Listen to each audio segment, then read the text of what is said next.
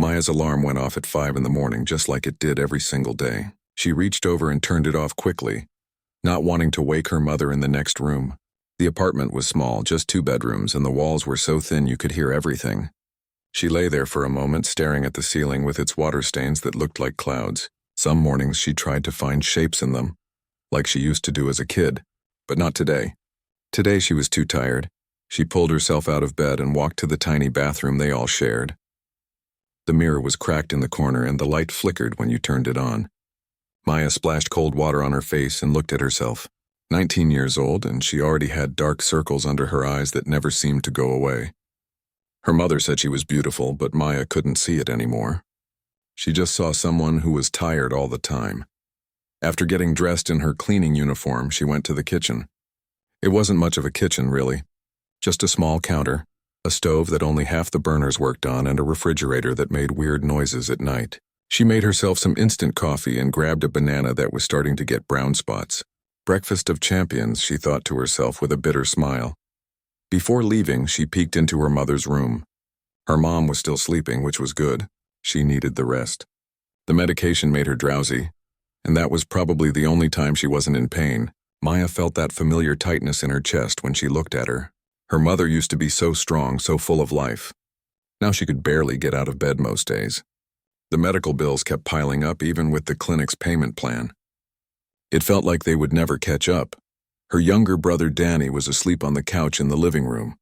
He was 16 and should have had his own room, but they couldn't afford anything bigger. He had school in a few hours, and Maya had left him some money on the counter for lunch. Not much, but enough for something from the cafeteria. She felt guilty that she couldn't give him more, couldn't give him the life other kids his age had. But he never complained. He was a good kid. Maya locked the door behind her and walked down the 4 flights of stairs. The elevator in their building had been broken for months. She stepped outside into the cool morning air and started walking to the bus stop. It was still dark out, and the streetlights cast long shadows on the empty sidewalks. This was her least favorite time of day, when the world felt lonely and she was too tired to fight off the sad thoughts that crept into her mind.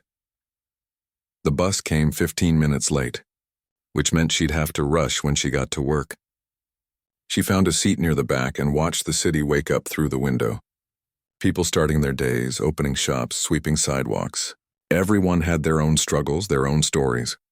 Maya wondered if any of them felt as stuck as she did. She got off downtown where everything looked different. The buildings were tall and shiny, the streets were cleaner, and the people walking around wore expensive suits and carried fancy coffee cups. This was a different world, one where she didn't belong. She was just passing through, someone who cleaned up after the people who actually lived here. The riverside towers stood 30 stories high, all glass and steel, reflecting the morning sun. Maya had been working there for 8 months now, cleaning the hallways, the lobby, and some of the apartments.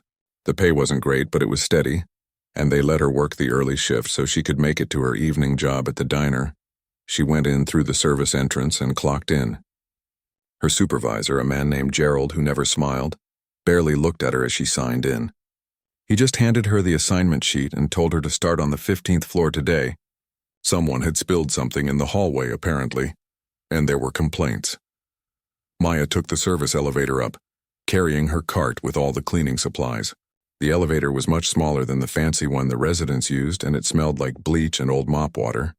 When the doors opened on the 15th floor, she was hit with that familiar smell of expensive carpet and air freshener. Everything here was so clean, so perfect. It almost seemed silly that they even needed cleaners, but Maya knew better. Rich people made messes just like everyone else. They just had someone to clean it up for them. She started with the spill, which turned out to be red wine. It had stained the carpet pretty badly, and Maya spent almost an hour scrubbing it, knowing Gerald would check her work later. Her knees hurt from kneeling and her hands were raw from the cleaning chemicals, but she kept going. This was her job. This was how she kept food on the table and medicine in her mother's cabinet. As she worked her way down the hallway, pushing her cart and stopping to wipe down mirrors and empty trash chutes, Maya let her mind wander. She thought about school, about how she'd had to drop out of community college after just 1 semester because they couldn't afford it anymore. She thought about her friends from high school, most of whom had moved on to universities in other cities. She thought about all the things she wanted to do. all the places she wanted to see, and how impossibly far away all of it seemed. The hallway was quiet except for the sound of her cartwheels and the distant hum of the building's ventilation system. Most residents were either still asleep or had already left for work. That's how Maya preferred it. Less chance of awkward encounters, of feeling like she was invisible while standing right in front of someone. She was cleaning near the emergency exit stairwell when she heard it. At first she thought it was just a sound from one of the apartments, maybe a TV or something, but then she heard it again, clearer this time. Crying. A baby crying. Maya stopped what she was doing and listened. The sound was coming from the stairwell. She looked around, but the hallway was empty. Who would bring a baby into the stairwell? The crying got louder, more desperate. It was the kind of cry that made your heart hurt. The kind that said something was wrong. She left her cart and walked toward the stairwell door.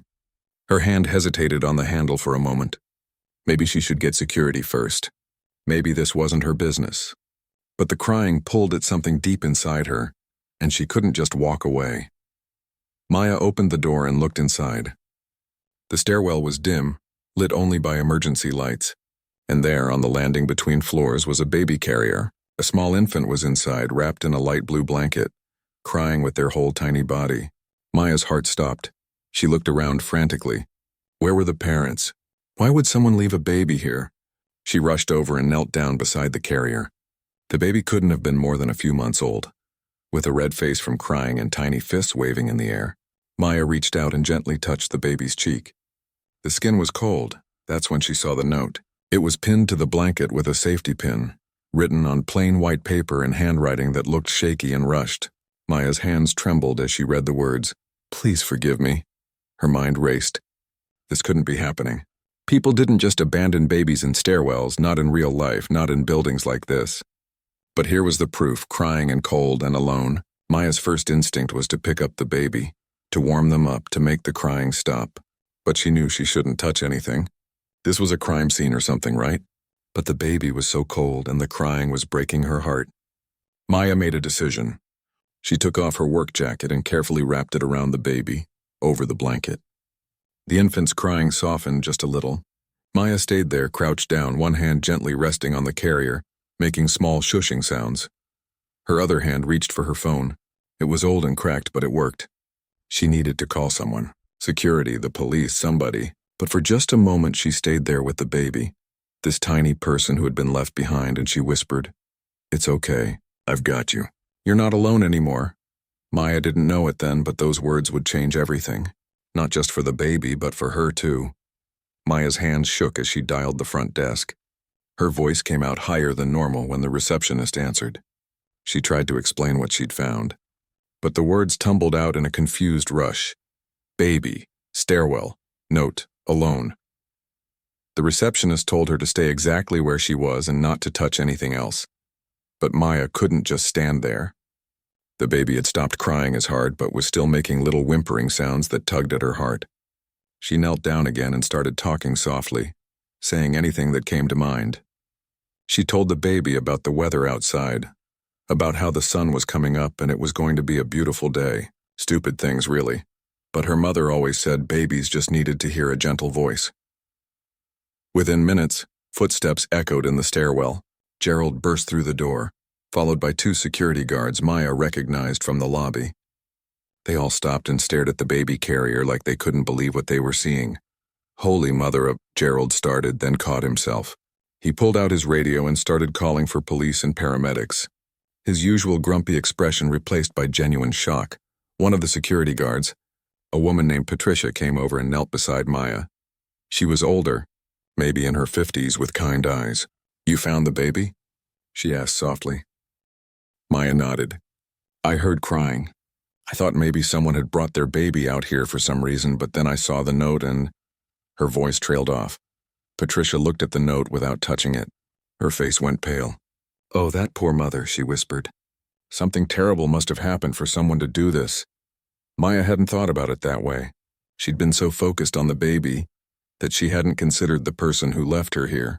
What kind of desperation would drive someone to abandon their child? The paramedics arrived first, moving quickly but calmly.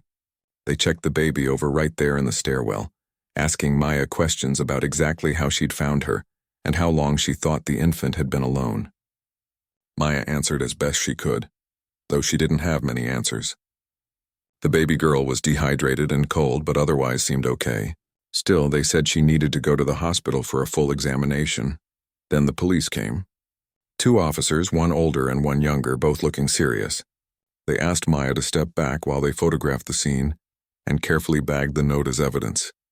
The younger officer took photos of everything: the carrier, the blanket, even the spot where Maya had been standing when she first heard the crying. The older officer, whose badge said Detective Crawford, pulled Maya aside. He had gray hair and tired eyes that had probably seen too much. "I need you to tell me exactly what happened," he said, pulling out a notebook. Maya went through the whole story again. Cleaning the hallway, hearing the crying, opening the stairwell door, finding the baby. She told him about the note, about how cold the infant was, about wrapping her in her jacket. Detective Crawford wrote everything down, nodding occasionally. "Did you see anyone else in the hallway?" Anyone acting suspicious or in a hurry? Maya shook her head. The hallway was empty. It's early, so most people are still asleep or already left for work. "What about security cameras?" One of the security guards spoke up. "We've got cameras in the hallways, but not in the stairwells. Fire code requires the stairwells to be camera-free for privacy reasons." Detective Crawford frowned. "Of course they are." He turned back to Maya. "You did the right thing. A lot of people would have just called and left, but you stayed with her. That matters." Maya felt tears prick her eyes unexpectedly. She'd been holding herself together, but something about his words broke through her defenses. "I couldn't just leave her alone," she said quietly. "She's just a baby." The paramedics were preparing to take the infant to the hospital. As they carefully lifted the carrier, Maya got one more look at the tiny face, now calm and sleeping. She noticed something she hadn't seen before in her panic. The blanket the baby was wrapped in was expensive-looking, soft blue fabric with something embroidered in the corner. She squinted to see it better. Letters. 3 letters. VDR. "Wait," Maya said. "The blanket. It has initials on it." Detective Crawford moved closer and took a photo with his phone. "Good eye. That might help us identify the parents." He made a note in his notebook. VDR. Could be anyone in the building, though. Maya watched as they took the baby away, her little work jacket still tucked around her. One of the paramedics promised to make sure she got it back. As they disappeared down the hallway, Maya felt an unexpected emptiness, like something important had just been taken from her. Gerald approached her, looking uncomfortable. "You need to finish your shift." "There's still work to do." Maya stared at him. A baby had just been abandoned and he was worried about work. But she bit her tongue and nodded. She needed this job. She couldn't afford to argue with him, no matter how heartless he was being. The police asked her to come down to the station later to give an official statement. They took her contact information and told her not to talk to the media if they came asking. Maya almost laughed at that. Why would the media want to talk to her? She was nobody. The rest of her shift passed in a blur. Maya went through the motions of cleaning, but her mind was somewhere else. She kept thinking about that baby girl alone in the stairwell. How long had she been there? Minutes? Hours? The thought made her feel sick. When her shift ended, Maya didn't go straight home like she usually did. Instead, she went to the hospital. She told herself she just wanted to make sure the baby was okay, that it was the decent thing to do, but deep down she knew it was more than that. She felt connected to this child somehow, like finding her had tied their lives together. The nurse at the pediatric ward looked skeptical when Maya explained who she was. "I'm the one who found her," Maya said. "I just want to know if she's okay." The nurse's expression softened. "Let me check with the supervisor." She disappeared, through a door, and came back a few minutes later with an older nurse who had warm brown eyes and smile lines around her mouth. "You're the young woman who found baby Jane Doe?" The older nurse asked. Maya nodded. She hated that name. Jane Doe. Like the baby was nobody, like she didn't matter. "She's going to be fine," the nurse said. "Dehydrated and a little underweight, but no serious problems. You found her in time. If she'd been there much longer." She didn't finish the sentence. She didn't have to. Relief flooded through Maya. "Can I see her? Just for a minute?" The nurse hesitated. "That's not usually policy, but given the circumstances, I think we can make an exception. Just for a few minutes." She led Maya to a small room where the baby was sleeping in a hospital crib. She looked so tiny, hooked up to an IV and monitors, but her little chest was rising and falling steadily and her face was peaceful. Maya's work jacket was folded on a chair in the corner. "They're trying to find her parents," the nurse said quietly. "The police are going through the building's records, checking with residents. Someone must know something." Maya couldn't take her eyes off the baby.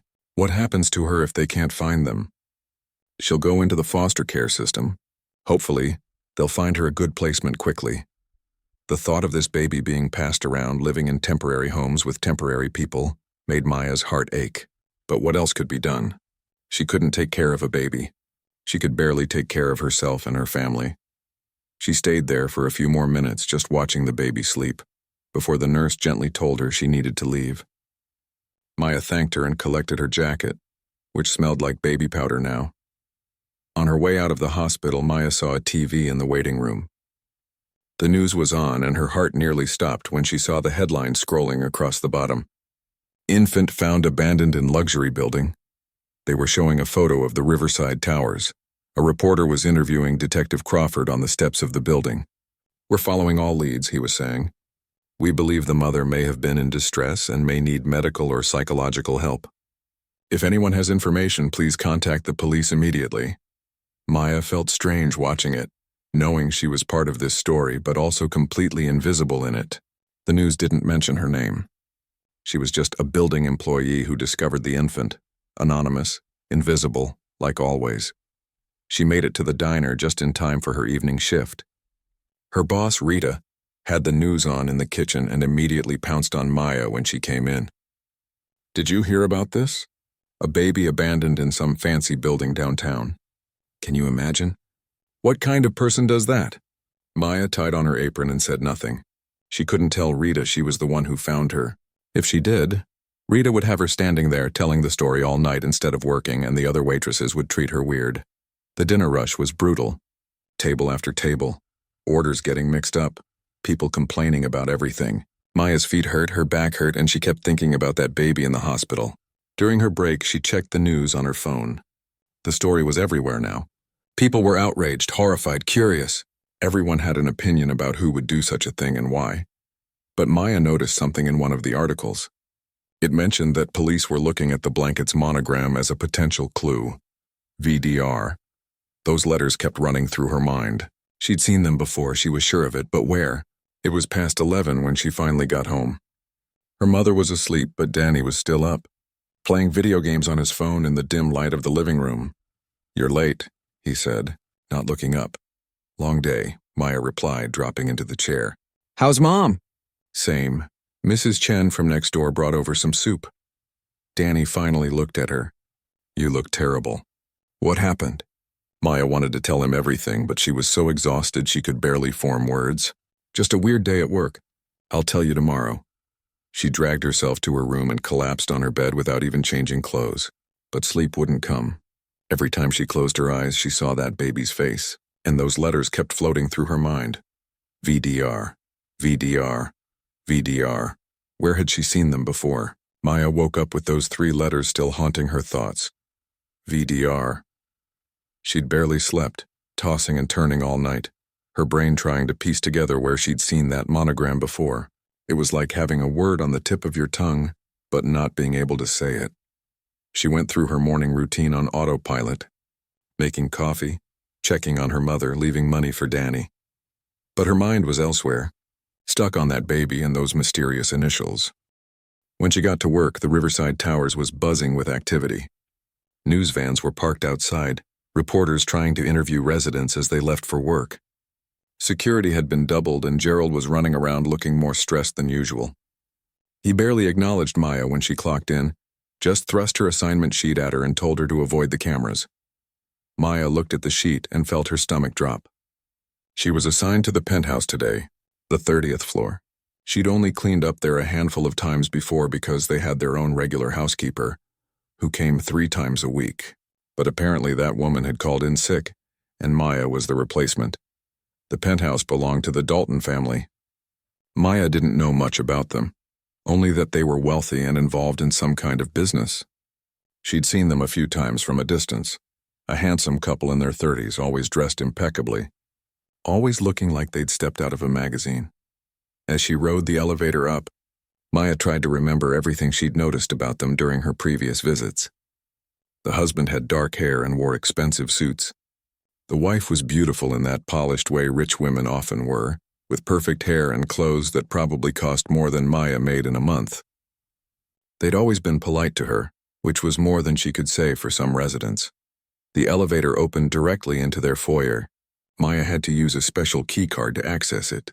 The penthouse was huge, taking up the entire 30th floor. Floor-to-ceiling windows offered views of the whole city, and the furniture looked like it belonged in a design magazine. Everything was white and cream and gold, pristine and perfect. Maya started in the living room, dusting and vacuuming carefully.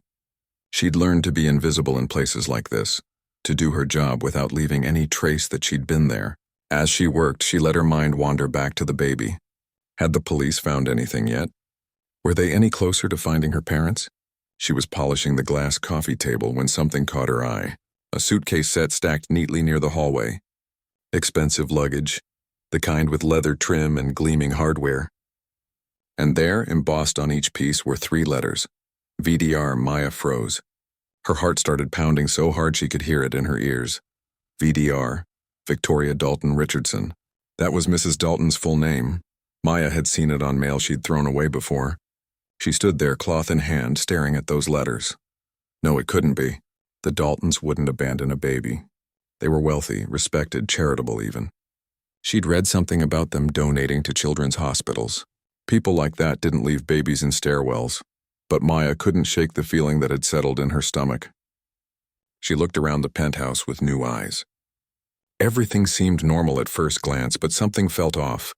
The energy of the place was different somehow, heavy with tension. She continued cleaning, moving toward the back of the penthouse where the bedrooms were. That's when she passed a door that was slightly ajar. Maya had never been in that room before. It had always been closed during her previous visits. Curiosity got the better of her, and she gently pushed it open. It was a nursery. Or it had been. The walls were painted a soft yellow with white clouds. There was an expensive crib, a changing table, shelves that had probably held baby things, but now it was all wrong. The crib mattress was stripped bare. The shelves were empty. Boxes were stacked in the corner, like someone had hastily packed everything away. Maya's hand started shaking again. This didn't make sense. Why would the Daltons have a nursery that was being dismantled? Had they been planning to have a baby and changed their minds? Or had they lost a baby somehow? Or had they gotten rid of one?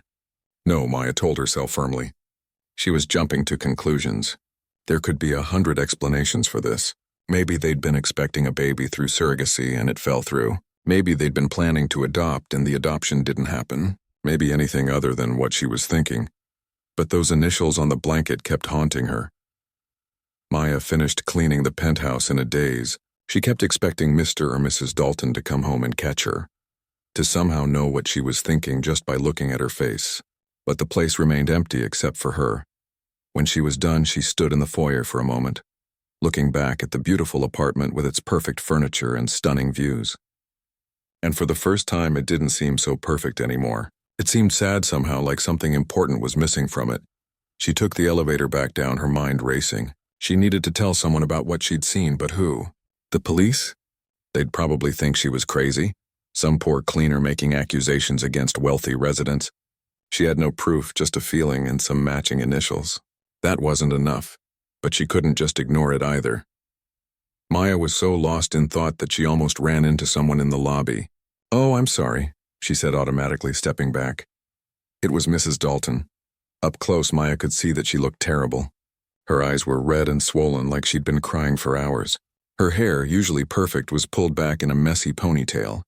She wore expensive clothes, but they looked like she'd just thrown them on without caring. "It's okay," Mrs. Dalton said softly. Her voice was hoarse. She looked at Maya with empty eyes like she was there but not really present. Maya wanted to say something, anything, but what could she say? Instead, she just nodded and stepped aside. She watched Mrs. Dalton walk toward the elevator, her shoulders slumped, moving like every step took enormous effort. Whatever was happening in that penthouse, Mrs. Dalton was suffering. That much was clear. Maya's shift ended, but instead of going straight to the diner, she made a decision. She took the bus back to the hospital. She needed to see the baby again to confirm what she was thinking. The same older nurse from yesterday was there. Back again? The nurse asked with a kind smile. You really care about this little one, don't you? I just wanted to check on her, Maya said. Is she okay? She's doing much better. Eating well, responding normally. Physically, she's going to be just fine. The nurse paused. Can I ask you something? When you found her, was there anything else with her? Anything besides the note and blanket? Maya thought back. Just the carrier. It was plain, nothing special about it. Why? The blanket is expensive. Custom-made, probably. Same with the carrier. The police looked at it more closely, and it's a high-end brand. We're thinking the parents might be from a wealthy family. Someone with resources who was in crisis. What kind of crisis would make someone do that? Maya asked, though she wasn't sure she wanted to know the answer. The nurse sighed. Could be anything. Postpartum depression, family pressure, fear, shame. Sometimes people from wealthy families feel trapped by expectations. The pressure to be perfect can be crushing. After leaving the hospital, Maya sat on a bench outside for a long time, just thinking. Everything was pointing in one direction, but she couldn't believe it. Didn't want to believe it. The Daltons had everything, money, success, a beautiful home. Why would they abandon their baby? Unless they had reasons she couldn't understand. Unless something had forced their hand. That evening at the diner, Maya couldn't focus. She got orders wrong, spilled water, forgot to bring people their checks. Rita finally pulled her aside and asked if everything was okay. I'm fine, Maya lied. Just tired, but she wasn't fine. She was carrying around this huge suspicion, this weight that was getting heavier with every passing hour. She thought about going to the police, but what would she tell them? That a wealthy couple had luggage with the same initials as a baby blanket? That they had a nursery being packed away? It all sounded so thin when she put it into words. After work, Maya took out her phone and did something she'd never done before. She looked up the Daltons online. Articles popped up immediately. Richard Dalton was some kind of investor, involved in tech companies and real estate. Victoria Dalton came from old money, one of those families that had been wealthy for generations. They were photographed at charity events, gallery openings, political fundraisers. The perfect couple living the perfect life. But Maya had learned that perfect wasn't always real. Sometimes it was just a mask people wore to hide the mess underneath. She found an article from 6 months ago with the headline, Daltons to Chair Children's Hospital Gala.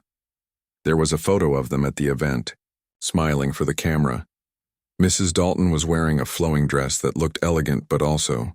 Maya zoomed in on the photo. Was that dress hiding something? She couldn't be sure, but it was possible Mrs. Dalton had been pregnant in that photo. Maya kept scrolling.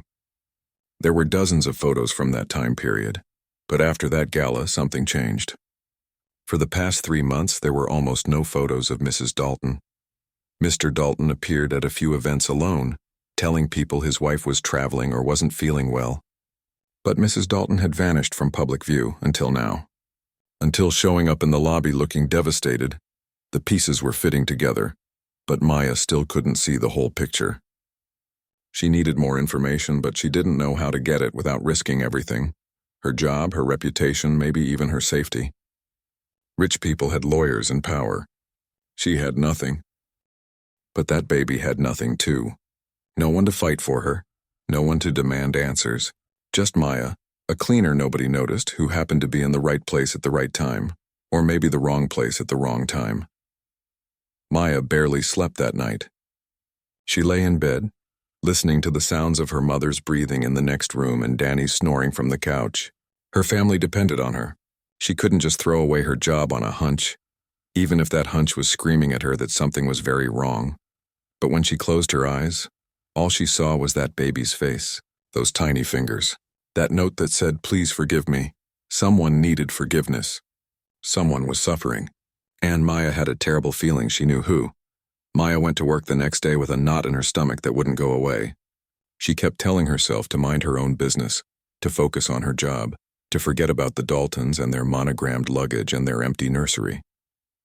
But she couldn't. The baby's face haunted her every moment. She was assigned to the 12th floor that morning, which meant she'd be nowhere near the penthouse. Part of her was relieved. But another part of her felt frustrated, like answers were just out of reach and she couldn't get to them.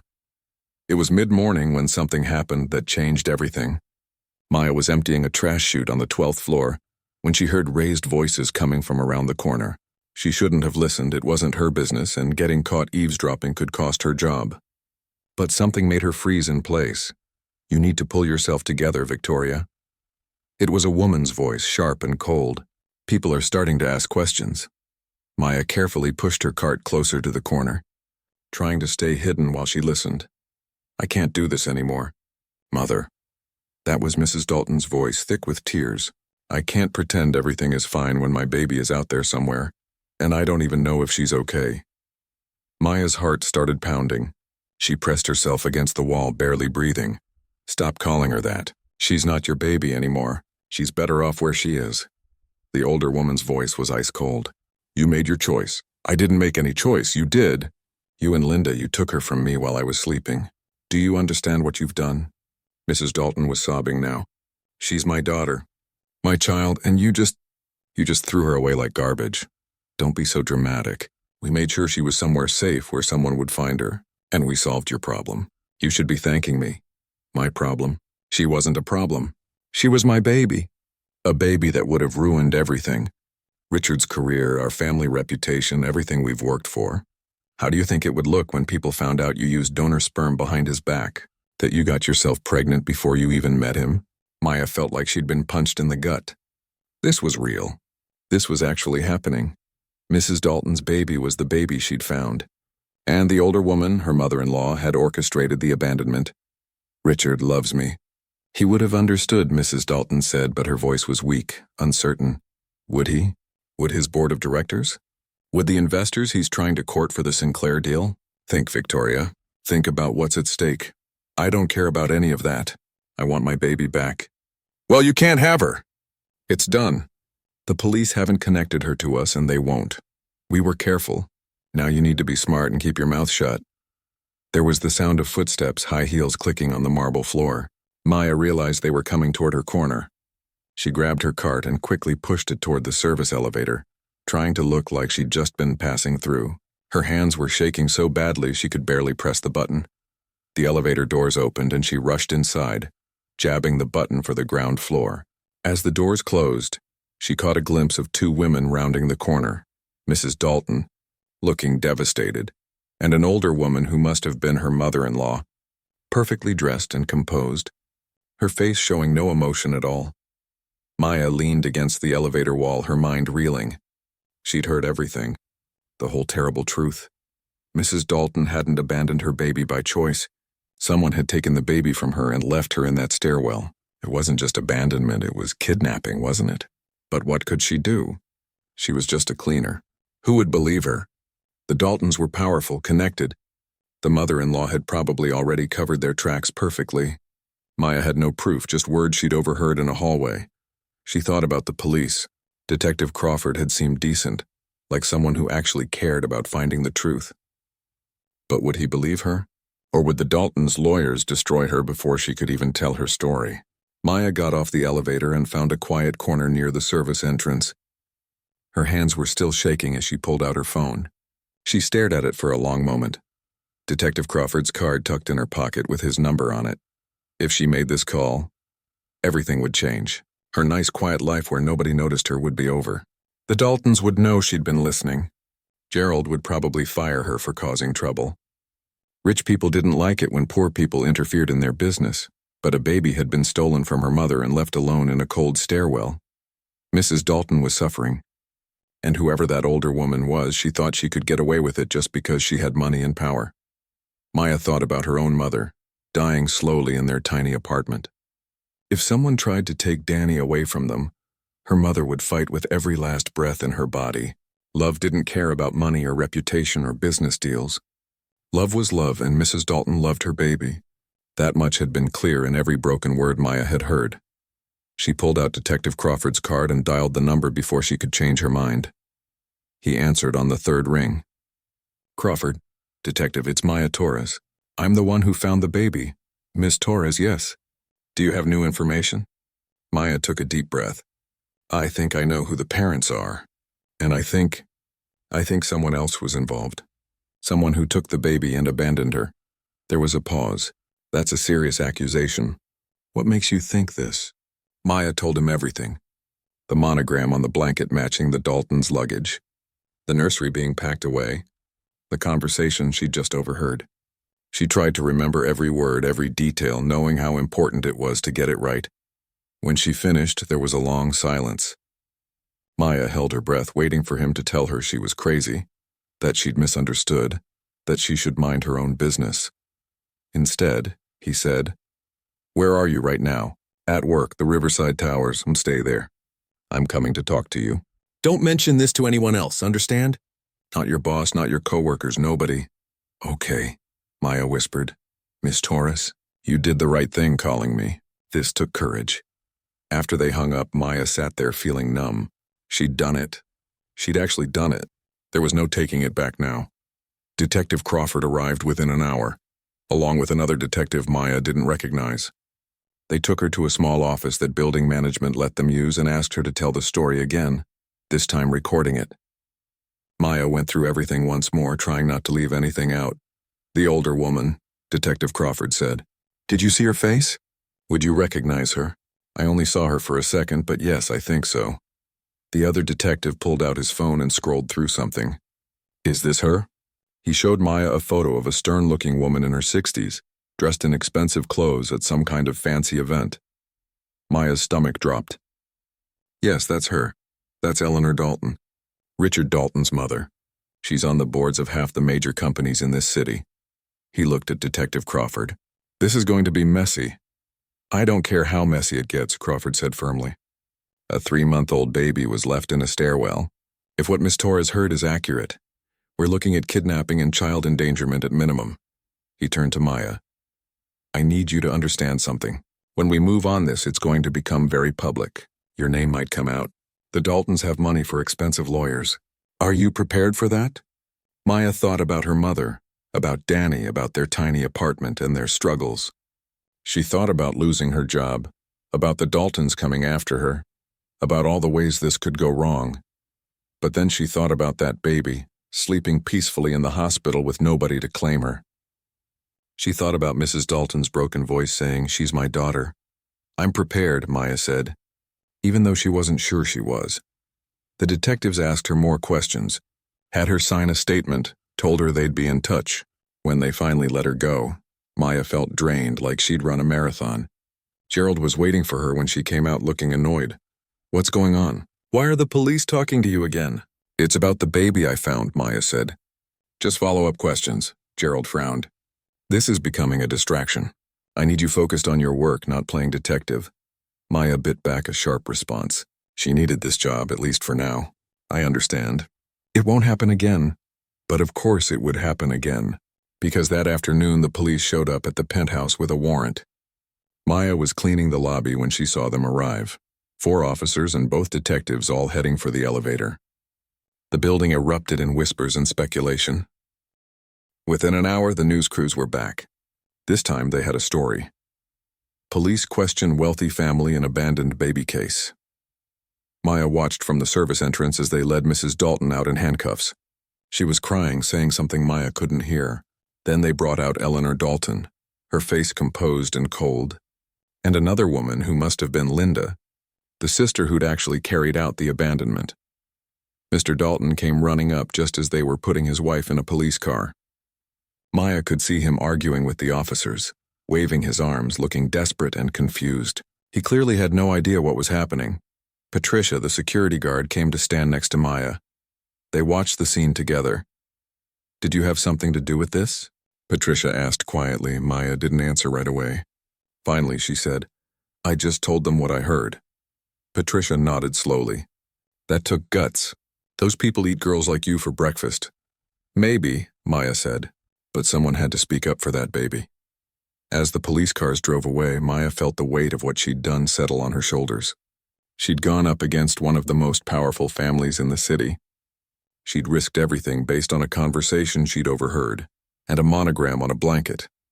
But as she watched the news vans following the police cars, as she saw Mr. Dalton standing alone on the sidewalk looking lost and betrayed, Maya knew one thing for certain. The truth was coming out. And whatever happened next, that baby would finally get the justice she deserved. The next few days felt like living in a tornado. Maya's quiet life exploded into chaos in ways she never could have imagined. It started the morning after the arrests, when Maya woke up to find reporters camped outside her apartment building. Someone had leaked her name to the media. She opened the door to take out the trash and was immediately swarmed by cameras and microphones being shoved in her face. "Miss Torres, how did you know to suspect the Daltons? Did they offer you money to keep quiet? What was going through your mind when you found the baby?" Maya stood there frozen, completely overwhelmed. She'd never had this kind of attention in her entire life. She was used to being invisible, and now everyone wanted to know her story. Her neighbor, Mrs. Chen, had to help her push through the crowd and get back inside. "Don't talk to them," Mrs. Chen advised, her arms crossed over her chest. "They'll twist your words around." My cousin had reporters at her door once, and they made her sound like a crazy person on TV. But avoiding them was impossible. They followed Maya to work, to the diner, everywhere. Gerald was furious. "This is a circus," he yelled at her in his office. "Residents are complaining. The building management is getting calls. You're fired." Maya had known it was coming, but it still felt like a punch to the gut. "I understand," she said quietly. "No, you don't understand," Gerald continued. "You had a good job here. All you had to do was keep your head down and do your work. But you had to play hero, and now look where it got you." Maya left the Riverside Towers for the last time, carrying a box with her few personal belongings. The reporters tried to follow her, but she managed to lose them by ducking through a coffee shop and out the back exit. At the diner, Rita was more sympathetic but still worried. "I'm not firing you," she said, "but if those reporters keep hanging around scaring off customers, I might not have a choice." "I'm sorry, honey. I know you did what you thought was right. The story was everywhere. Every news channel, every website, everyone was talking about it. Poor cleaner saves baby and exposes wealthy family's dark secret." Maya hated how they framed it, like she was some kind of fairy tale character. She wasn't a hero. She was just a person who did what anyone should have done. The details that came out in the following days were even more heartbreaking than Maya had imagined. Mrs. Dalton, Victoria, had been told for years that she couldn't have children. When she was 22, before she'd even met Richard, she'd used donor sperm to freeze embryos, terrified she'd never get the chance to be a mother. She'd met Richard a year later, fallen in love, gotten married. She'd told him about the frozen embryos, and he'd said it didn't matter. If they wanted children, they'd figure it out together. But then, 3 years into their marriage, Victoria had gotten pregnant naturally. It was a miracle, her doctors said. The baby wasn't Richard's biologically, but he didn't care. He was going to be a father, and he was thrilled, until Eleanor Dalton found out. Richard's mother had apparently always disapproved of Victoria, thinking she wasn't good enough for her son. When she learned the truth about the pregnancy, she saw an opportunity to get rid of her daughter-in-law. She convinced Victoria's own sister, Linda, to help her, playing on Linda's jealousy and resentment toward her more successful sibling. According to the police reports that leaked to the media, Eleanor and Linda had waited until Victoria was sleeping, still exhausted from giving birth just weeks before, and taken the baby. They'd left her in the stairwell, thinking someone would find her quickly. Eleanor had planned to tell Victoria the baby had died suddenly, maybe from SIDS. But Victoria woke up before they could stage that scene, found her baby missing, and Eleanor had to think fast.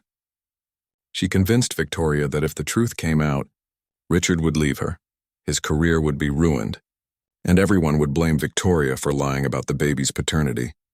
Victoria, vulnerable and terrified and still dealing with postpartum hormones, had believed her. She'd let Eleanor convince her that staying quiet was the only option. But Richard hadn't known any of it.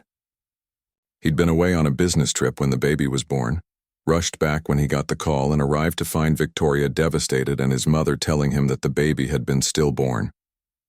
He'd believed her.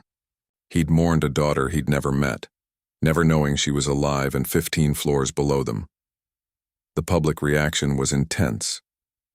People were outraged at Eleanor and Linda, sympathetic toward Victoria and heartbroken for Richard. But they were also fascinated by Maya, the poor cleaning girl who'd figured it all out. A lawyer showed up at Maya's apartment 3 days after the arrests. He was young, wearing an expensive suit and carrying a briefcase.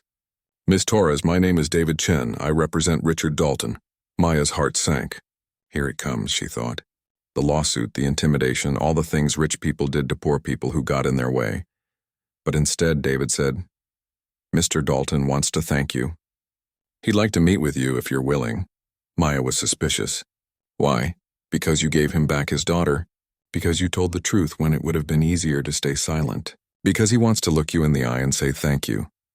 Maya agreed to meet him at a coffee shop, neutral territory where there would be other people around. She brought Danny with her just in case, telling him to call the police if anything seemed wrong. Richard Dalton looked like he'd aged 10 years in a week. His eyes were hollow, his face pale. But when he saw Maya, he stood up and she could see tears in his eyes. "Miss Torres," he said, his voice breaking, "I don't even know how to begin to thank you." They sat down and Richard told her his side of the story. How he'd believed his daughter was dead. How he'd mourned her. How his mother had looked him in the eye every day and lied. How his marriage was broken because Victoria had kept the secret, even though she'd been manipulated into it. "We're trying to work through it," he said quietly. "Victoria was terrified and my mother is very good at manipulation. I understand why Victoria felt trapped, but the trust is damaged and I don't know if we can fix it." "Where's the baby now?" Maya asked. That was all she really cared about. "With me. The court granted me temporary custody while everything gets sorted out. Victoria is staying with friends, getting therapy. She's going to have supervised visitation until the court is satisfied she's stable." He pulled out his phone and showed Maya a photo. The baby, their baby, was bigger now, healthier, smiling at the camera. "Her name is Elena. We named her together before all of this happened." Maya felt her eyes water. "She's beautiful, she is. And she's alive because of you." Richard leaned forward. "I know you lost your job because of this.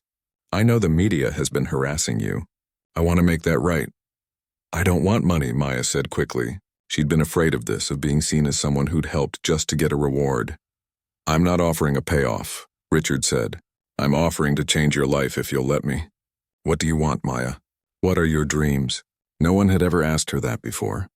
Maya sat there, thinking about her mother's medical bills, about Danny's future, about her own abandoned college plans. "I want to finish school," she said finally. "I want to do something that matters. Maybe social work or counseling. Something where I can help people." Richard nodded. "Then that's what we'll do. I'm setting up a scholarship fund in Elena's name. You'll be the first recipient. Full tuition, books, living expenses. You can quit the diner and focus on school." "That's too much," Maya protested. "It's not enough," Richard said firmly. "But it's a start. And when you graduate, if you want it, there's a job waiting for you at the Dalton Foundation. We fund programs for at-risk children and families. Someone with your instincts and your heart, that's exactly who we need."